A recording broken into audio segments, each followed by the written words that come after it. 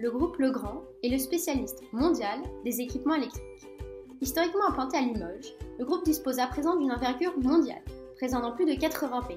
Il réalise 80% de son chiffre d'affaires à l'étranger, dont 38% dans les nouvelles économies. Le groupe alloue aujourd'hui entre 4 et 5% de son chiffre d'affaires total à la R&D. Il en résulte une large orientation vers les nouveaux segments de marché qui participent pour 29% du chiffre d'affaires du groupe. Cette dimension constitue une part importante de la stratégie de l'entreprise et de son identité. Face au changement technologique et l'émergence de nouveaux marchés, l'objectif de Legrand devient double. Permettre à chacun d'utiliser l'électricité, et ce, de manière durable. Comment atteindre cet objectif? En continuant de s'appuyer sur l'innovation, marque de fabrique de l'entreprise, en lançant de nombreuses initiatives marketing et commerciales, et en menant une stratégie d'acquisition. L'étendue du groupe Legrand. Le groupe Legrand se concentre sur les marchés commerciaux, résidentiels et industriels, et il développe des produits qui permettent de limiter la consommation d'énergie. En ce qui concerne la localisation géographique du groupe et l'intégration verticale, Legrand se distingue par sa présence globale et sa capacité à regrouper sous son nom les divers stades de production et de distribution grâce à plus de 170 filiales. Legrand bénéficie de plusieurs avantages qui facilitent la mise en œuvre de sa stratégie, la proximité et les bonnes relations clients, ainsi que sa présence locale et globale, et enfin et surtout sa position de leader. La stratégie de Legrand repose sur une interaction très forte entre d'un côté l'entreprise et de l'autre les parties prenantes. Chacune de ces parties prenantes joue un rôle essentiel dans cette stratégie et le groupe à chaque fois tente de répondre de manière singulière et efficace aux attentes de chacun. Alors parmi ces parties prenantes, on retrouve bien évidemment les clients qui vont attendre de la société Legrand des produits et des services de qualité, mais on trouve aussi les sous-traitants, les fournisseurs qui vont vouloir établir des partenariats sur le long terme, mais encore les organisations syndicales, la société civile, des associations comme Électriciens sans frontières. Bref, on trouve une multitude de parties prenantes qui gravitent autour de la société et qui influent sur sa stratégie globale. À partir de l'analyse des TAC et des facteurs clés de succès de l'entreprise Legrand, nous avons pu mettre en lumière 7 domaines d'activité stratégiques différents, dont 3 sont particulièrement importants. Alors parmi ces 3 domaines d'activité stratégiques principaux, on retrouve en premier lieu évidemment l'interface utilisateur, qui consiste en fait en les solutions que va proposer le groupe Legrand à l'utilisateur pour avoir accès au système électrique. Alors il s'agit tout simplement des interrupteurs, des prises électriques, des volets roulants et bien d'autres choses encore. Le deuxième domaine d'activité stratégique principal du groupe Legrand est en fait la distribution d'énergie en elle-même, donc aussi bien pour ce qui concerne les câbles que les disjoncteurs ou les transformateurs. Et enfin le troisième domaine d'activité stratégique principal au groupe est en fait le système du bâtiment. Il s'agit en fait de la supervision de toutes les installations électriques que va proposer le groupe Legrand aux particuliers ou aux entreprises dans leurs locaux, dans leur habitat. Nous allons maintenant faire l'analyse des systèmes concurrentiels en s'intéressant dans un premier temps aux règles du jeu concurrentiel et à la dynamique internationale. Alors tout d'abord, quelle maturité pour le secteur des infrastructures électriques? Il faut d'abord faire la distinction entre les différents segments de marché. Ensuite, il faut également faire une distinction entre les pays. En France, de façon générale, on peut dire que le marché de Legrand est mature. Ensuite, quant au nombre de concurrents, il faut savoir donc que le marché de l'équipement électrique est un marché avec des besoins en financement très importants. Donc, il y a relativement peu de concurrents de la taille de Legrand. Parmi les grandes entreprises, on peut quand même citer General Electric, Hager ou Schneider Electric. Et à côté de ces grands acteurs, il y a également une multitude de petits acteurs locaux et qui sont protégés finalement par la réglementation nationale, donc avec un marché finalement assez fragmenté. Justement, on arrive sur la réglementation, et la réglementation, il y a tout un tas de spécificités nationales, avec à la fois des contraintes commerciales, douanières et fiscales différentes, et également des contrôles qualité et sécurité. Toujours dans la réglementation locale, mais aussi supranationale, on peut aussi comptabiliser le droit de la concurrence, les embargos, mais le contrôle des exportations. Donc on a tout un tas de contraintes pour l'entreprise Legrand à ce niveau-là, mais qui peuvent également être considérées comme des atouts à partir du moment où c'est autant de moyens de se préserver de la concurrence. Enfin, par rapport à l'évolution internationale, il faut savoir donc que le grand opère sur un marché mondial, mais énormément fragmenté, dû notamment justement à cette différence de standards et de normes techniques.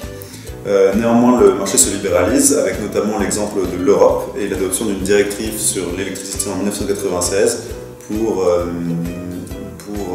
permettre l'émergence d'un marché commun.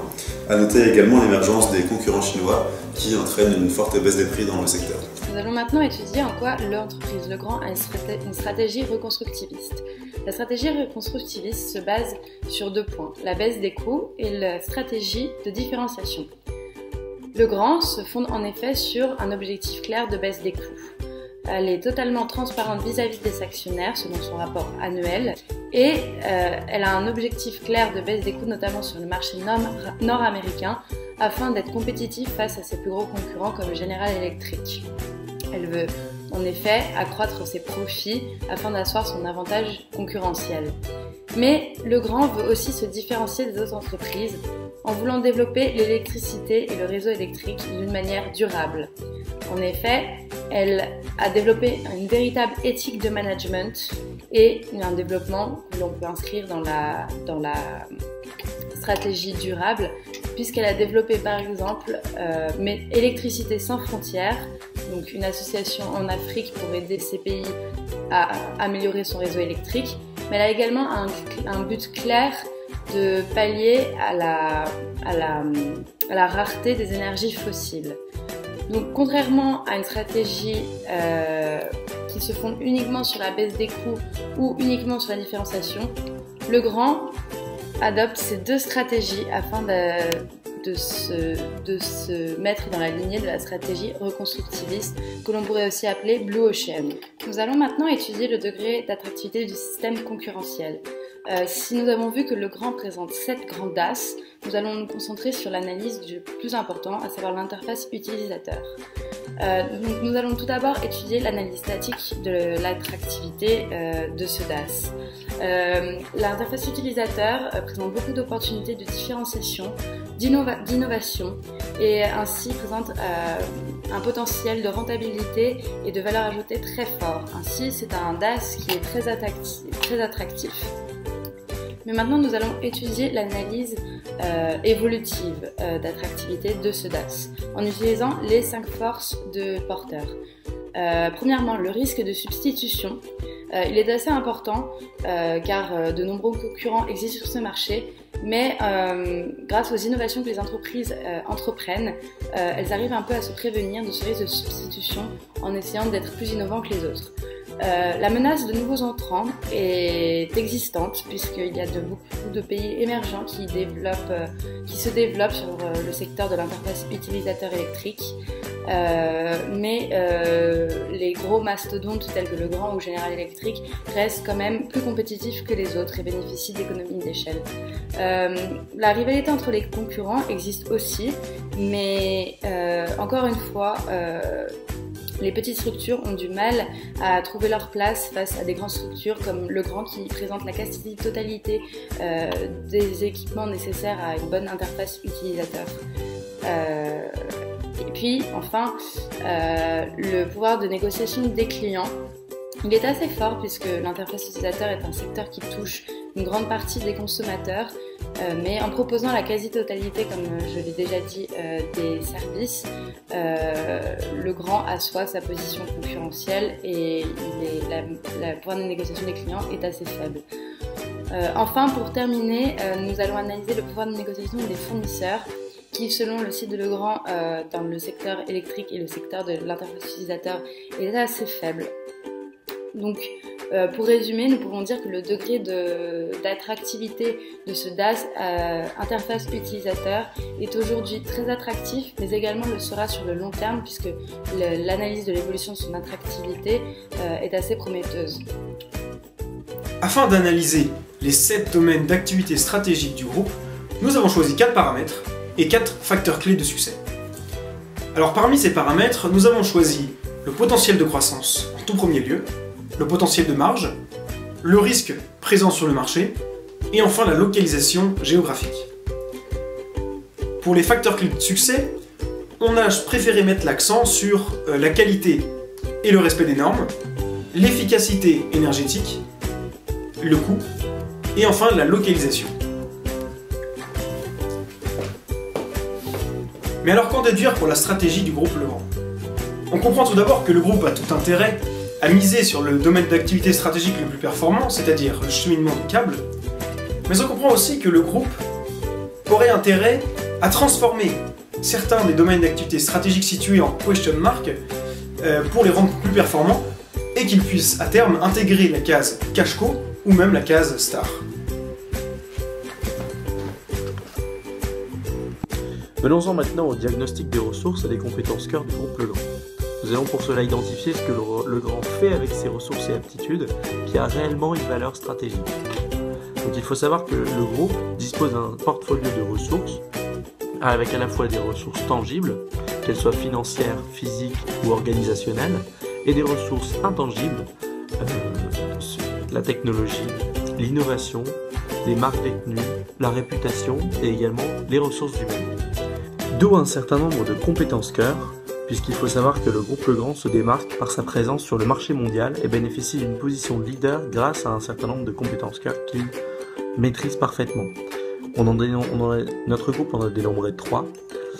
La première, c'est la capacité du groupe à adapter la commercialisation de ses produits selon les marchés locaux et nationaux. En effet, les goûts, les normes, les réglementations, les besoins ou la manière de procéder varient selon les pays et la région. Legrand a su s'adapter à ces problématiques locales. Legrand, deuxièmement, se distingue aussi par sa capacité à pouvoir fournir aux clients tous les produits nécessaires à l'installation électrique dans un bâtiment. Donc le but de Legrand est de fournir une offre facile, accessible et complète aux clients. Enfin, Legrand a une capacité à s'appuyer sur sa position de leader mondial pour inspirer confiance et mettre en place des partenariats importants avec des fournisseurs mondiaux. Venons-en donc aux recommandations et à la formulation de la stratégie.